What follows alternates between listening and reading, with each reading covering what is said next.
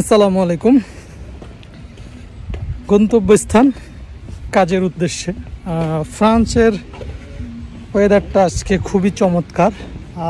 আসলে আবহাওয়াটা খুবই চমৎকার, যেটা আর কি শীত চলে গেছে, বসন্ত যেটাকে আমরা বলে থাকি।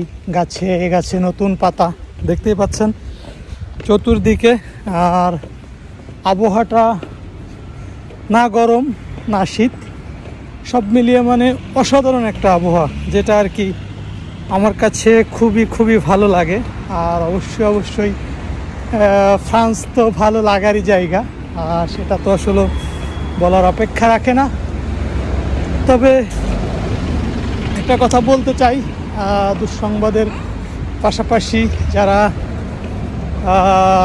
যাদের জন্য বিস্ফোরা হয়ে উঠেছে, যারা চিন্তা ভাবনা করেছিলেন যে এখন আর পর্তুগালে খুব সহজেই অল্প সময় ইজিতে এসে আপনি কোনো কিছুর জন্য চাইলেই চেষ্টা করতে পারবেন না।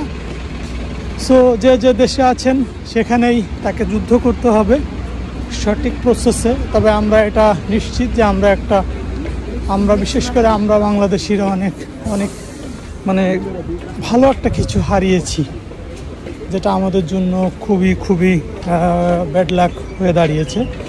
তো এখন যুদ্ধ করতে হবে, যে অবস্থানে আছি, যে দেশে আছি, সেই দেশ কর্ম দিয়ে হোক, মেধা দিয়ে কিভাবে কাগজটা অর্জন করা যায়, সেজন্য প্রতিটা নিয়তই চেষ্টা করতে হবে, যুদ্ধ করতে হবে। আর সব কিছুর মূল্যে তো একজনই ওসিলা।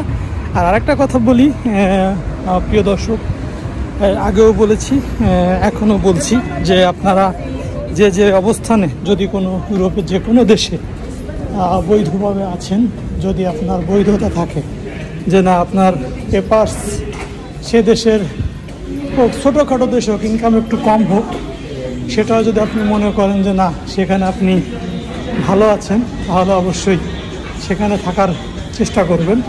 কারণ দিন শেষে একটাই সমাধান, পরিবারের কাছে যেতে পারবেন।